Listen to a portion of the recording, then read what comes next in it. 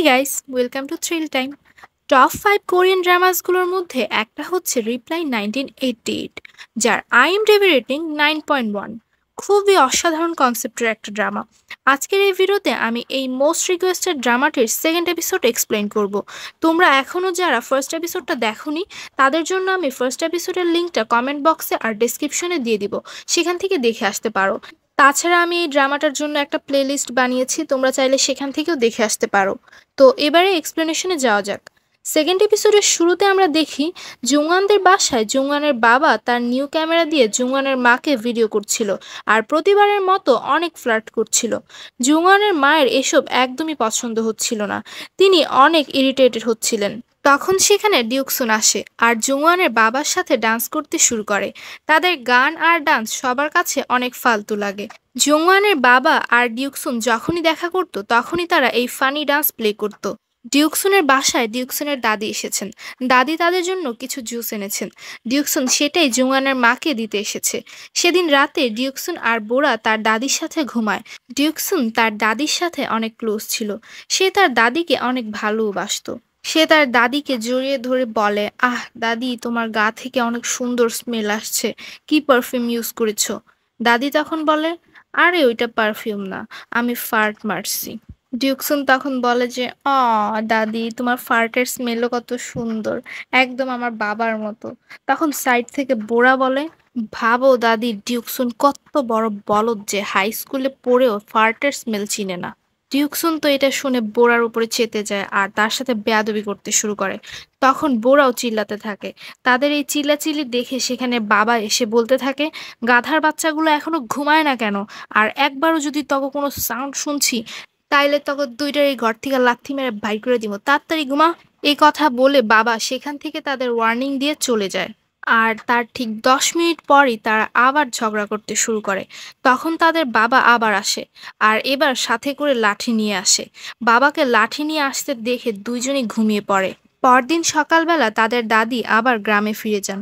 দাদি চলে যাওয়ার পর ডিউকসুন স্কুলে যাওয়ার জন্য রেডি হতে থাকে। আজকে স্কুলে আউটড্রেস পরে যাওয়ার দিন আর এজন্য সে অনেক সুন্দর করে সাজুগুজু করতে থাকে। একটার পর একটা ড্রেস চেঞ্জ করতে থাকে, কিন্তু কোনো ড্রেসই তার পছন্দ হচ্ছিল না। অনেকক্ষণ একটার পর একটা ড্রেস চেঞ্জ করে ভালো না লাগলে ডিউকসুন তার বড় বোন বোরার জ্যাকেট পরে নেয়। ডিউকসুনের মা তাকে বলে যে বোরা যদি জানতে পারে যে সে বোরার জ্যাকেট পরেছে তাহলে আজকে তো ডিউকসুনের মার্ডার হয়ে যাবে। ডিউকসুন তার মায়ের কথা শুনেও সাহস করে বোরার জ্যাকেটটা পরে স্কুলের জন্য বেরিয়েই পড়ে। এদিকে তিয়াক তার পাদুক ম্যাচে উইন হয়েছে বলে জুংআনদের বাসায় তার জন্য পার্টি ছিল। তাই ডিউকসুনের মাও জুংআনের মাকে আজকের পার্টির জন্য রান্নার হেল্প করতে আসে। তখনই তিনি বোরার চিল্লানোর আওয়াজ শুনতে পেয়ে বাড়িতে যান। বোরা তখন তার মাকে তার জ্যাকেটের কথা জিজ্ঞেস করে। বোরার আজকে বাইরে এই জ্যাকেটটা পরে ঘুরতে যাওয়ার কথা ছিল। সে সব জায়গায় একদম তন্ন তন্ন করে জ্যাকেটটা খুঁজতে থাকে। অনেক খোঁজার পরও না পেলে বোরার সন্দেহ হয় ডিউকসুনই তার জ্যাকেটটা নিয়েছে। এজন্য বোরা ডিউকসুনের উপরে অনেক রেগে যায়। এদিকে ডিউকসুনের মা কিছুই বুঝতে পারছিল না এখন তিনি কি করবেন। তিনি দ্রুত ডিউকসুনের ছোট ভাই নয়ুলকে কল দেন আর নয়ুলকে সিচুয়েশনটা সম্পর্কে জানান। নয়ুল তখন যত দ্রুত সম্ভব ডিউকসুনের কাছে এসে তাকে সিচুয়েশনটা সম্পর্কে বলে। সব কথা শুনে ডিউকসুন তো অনেক ভয় পেয়ে যায়। সে দ্রুত বাসার দিকে যেতে থাকে। দৌড়াতে দৌড়াতে সে একদমই হাঁপিয়ে যায় আর সময় মতো সে বাসায় চলেও আসে। ডিউকসুনের জ্যাকেটটা আনার পর ডিউকসুনের মা জ্যাকেটটা ওয়াশিং মেশিনে দিয়ে দেয় আর বাহানা করে বোরাকে বলে যে, ওহ, আমি তো ভুলেই গিয়েছিলাম, তোমার জ্যাকেটটা তো আমি ওয়াশিং মেশিনে ওয়াশ করতে দিয়েছি। তখন বোরা তো আরো রেগে যায় যে, মা, তুমি ধোয়া জ্যাকেট কেন আবার ধুইতে দিছো? সে চিল্লাতে থাকে কারণ আজকে সে ভেবেছিল এই জ্যাকেটটা পরে সে ঘুরতে যাবে। তখন ডিউকসুন বলে, তুমি এত বড় খাম্বা হয়ে গেছো কিন্তু এখনো পিচ্চি বাচ্চাদের মতো জিদ করো কেন?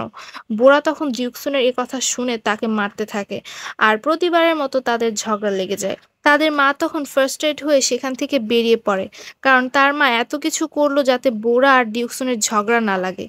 কিন্তু অবশেষে যেই লাউ সেই কদুই হইল। পরের দৃশ্যে আমরা দেখি সবাই জুংওয়ানদের বাসায় পার্টিতে ডান্স করছে আর অনেক মজা করছে। রুমের ভিতরে সব বাচ্চারাও মজা করছিল। তখন তিয়াক তাদের বলে এবার সে পাদুকের প্রাইজ মানি হিসেবে 3 লাখ টাকা পেয়েছে। এটা শুনে সবাই অনেক খুশি হয়। সব বয়েজরা তখন তিয়াকের কাছে হুইস্কির ট্রিট চায়। হুইস্কির কথা শুনে তো ডিউকসন চিল্লাতে থাকে আর বলে সে সবাইকে বলে দেবে। কিন্তু সুনহু ডিউকসনের মুখে আঙুল দিয়ে দেয় আর তাকে বোঝায় এ কথা যাতে সে কাউকে না বলে। পরদিন দেখা যায় ডিউকসনের দাদি অসুস্থ হয়ে গিয়েছে আর তাই ডিউকসনের বাবা মা তার দাদির সেবা করতে গ্রামে গিয়েছেন। এখন ডিউকসনই তার বড় বোন আর ছোট ভাইয়ের খেয়াল রাখে। ডিনার টাইমে ডিউকসুন নয়ুলকে পাঠায় বোরাকে খাবার খেতে ডাকার জন্য, কিন্তু বোরা আসবে না বলে দেয় আর ডিউকসুনকে খোঁচা মেরে কথাও বলে। নয়ুল আবার এটা ডিউকসুনকে এসে বলে। এভাবে তারা দুজন নয়ুলকে নিজেদের মেসেঞ্জার বানিয়ে ইউজ করতে থাকে। তারা দুজনই তাদের মেসেজ নয়ুলের মাধ্যমে পাস অন করছিল। শুধু তাই না, তারা দুজন একে অপরের প্রতি রাগ ও নয়ুলকে মেরে কমাচ্ছিল। কিছুক্ষণ পর বোরা রেগে ডিউকসনের উপরে পানি ফেলে দেয় আর প্রতিবারের মতো ওদের দুজনের মারামারি শুরু হয়ে যায়। ওদের দুজনের মারামারিতে বেচারা নয়ুলও ভিজে যায়। পরদিন স্কুলে ডিউকসনকে তার বাবা মা গ্রাম থেকে কল করে জানায় ডিউকসনের দাদি মারা গিয়েছেন। এটা শুনে ডিউকসন অনেক কান্না করে। রাতে ডিউকসন, বোরা, নয়ুল গ্রামে যাচ্ছিল। ডিউকসন আর নয়ুল নিজেদের কান্না আটকাতেই পারছিল না। তখন বোরা তাদের বলে তোমাদের স্ট্রং হতে হবে, কারণ গ্রামে যেয়ে তোমাদের বাবাকেও তো সামলাতে হবে। বাবা একদমই ভেঙে পড়েছেন। রাতে ডংরিয়ং, সুনহু আর জুংওয়ানকে সিনিয়র ছেলেরা মিলে বুলি করতে থাকে। তারা সুনহুর লকেটটা নিতে চায়, কিন্তু সুনহু সেটা দিতে চায় না, কারণ এই লকেটটা সুনহুকে তার বাবা দিয়েছিল। এটা তার বাবার শেষ স্মৃতি। সিনিয়র ছেলেটা সুনহুর সাথে অনেক বেয়াদবিও করতে থাকে। সিনিয়র ছেলেটা সুনহুকে আর সুনহুর মৃত বাবাকে নিয়ে আবোল তাবোল কথাও বলতে থাকে। তখন জুংওয়ান সাহস করে ছেলেটাকে পাঞ্চ মেরে দেয়। সাব্বাস। পরদিন ডিউকসনরা বাড়িতে চলে আসে। রাতে ডিউকসনের বাবার সাথে তিয়াকের দেখা হয়। তাদের কথাবার্তায় ডিউকসনের বাবা বলে ওনার মা মারা গিয়েছে গতকালই, তিনি তার মাকে অনেক মিস করছেন। তখন ডিউকসনের বাবা তিয়াককে জিজ্ঞেস করে আচ্ছা তুমিও কি তোমার মাকে মিস করো? এই প্রশ্ন শুনতেই তিয়াকের চোখে পানি চলে আসে। তিয়াক বলে আম্মু সেই ছোটবেলায় মারা যাওয়ার পর থেকে এমন কোনো দিন নেই যেদিন আমি আমার আম্মুর কথা ভাবিনি। তাদের কথাবার্তা শেষ হলে তিয়াক ঘরে যায়। সেখানে তার সব ফ্রেন্ডসরা তার বার্থডে পার্টি অর্গানাইজ করে। সেখানে অনেক খাবার ছিল আর অ্যালকোহলও ছিল। ডিউকসন যখন অ্যালকোহলের কথা জানতে পারে, সে চিৎকার করে ধমকি দেয় যে সে তাদের প্যারেন্টসকে বলে দেবে অ্যালকোহলের কথা। তখন সবাই কোনোভাবে ডিউকসনকে বুঝিয়ে সামলে নেয়। ফ্ল্যাশব্যাকে দেখা যায় ডিউকসন আমাদের বলছে তিয়াক আমাদের ফ্রেন্ড লিস্টের সবার শেষে আসে। তিয়াকের মায়ের মৃত্যুর পর তিয়াক এই কলোনিতে আসে। তিয়াক আসার পর তিয়াকের সাথে সবার অনেক ভালো ফ্রেন্ডশিপ হয়ে যায়। ডিউকসন এটাও বলে তিয়াক অনেক শান্ত একটা ছেলে। এরপর আবারও প্রেজেন্টের সিন দেখানো হয়। সব বয়েজরা ড্রাঙ্ক হয়ে শুয়েছিল। সবাই ড্রিঙ্ক করেছে, কিন্তু ডিউকসন ড্রিঙ্ক করেনি। তাই সবাই ডিউকসনকে নিয়ে মজা করতে থাকে।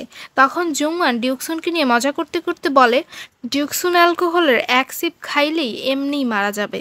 তখন ডিউকসন রেগে জুংওয়ানকে দেখানোর জন্য এক সিপ খেয়ে নেয়, কিন্তু যখনই ওই সিপটা ডিউকসনের গলার নিচে নামে, ডিউকসনের গলা জ্বলতে থাকে।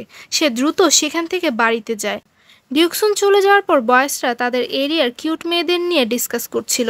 তখন ডংরিয়ং বলে ডিউকসনও কিন্তু কিউট।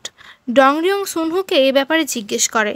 তখন সুনহুও বলে হ্যাঁ ডিউকসন কিউট। ডংরিয়ং তিয়াককেও জিজ্ঞেস করে। তিয়াকও বলে হ্যাঁ কিউট আছে। কিন্তু যখন তারা জুংওয়ানকে ডিউকসনের ব্যাপারে জিজ্ঞেস করে, জুংওয়ান উইঠা বলে কি ভাই তোরা পাগল হয়ে গেছোস, ডিউকসন আবার কিউট? ওরে তো পেতনি লাগে, পেতনি। এদিকে ডিউকসন এক সিপ খায়া স্মেল না সহ্য করতে পাইরা দাঁত ব্রাশ করে। আর তারপর যখন সে তার রুমে যায়, সে দেখে বোরা তার পার্সোনাল ডায়েরি পড়ছিল। কিন্তু বোরাকে সে যখন এ ব্যাপারে জিজ্ঞেস করে, তখন বোরা এমন ভাব করে যেন সে কিছুই জানে না। কিন্তু রাতে যখন তারা ঘুমাতে যায়, তখন বোরা জোরে জোরে চিৎকার করে ডিউকসনের ডায়েরির কিছু পার্সোনাল লাইন পড়তে থাকে। ডিউকসন বোরাকে চুপ করানোর অনেক চেষ্টা করে। আর এখানেই রিপ্লাই 1988-এর সেকেন্ড এপিসোডটা শেষ হয়ে যায়। ড্রামাটা কিন্তু সামনে আরও বেশি ইন্টারেস্টিং হতে যাচ্ছে। সামনের এপিসোডগুলো কিন্তু অবশ্যই দেখবা। আর আমার এই ভিডিওটা যদি ভালো লেগে থাকে তাহলে অবশ্যই ভিডিওটাতে লাইক করবা আর চ্যানেলটা তো অবশ্যই সাবস্ক্রাইব করবা। বাই বাই, আল্লাহ হাফেজ।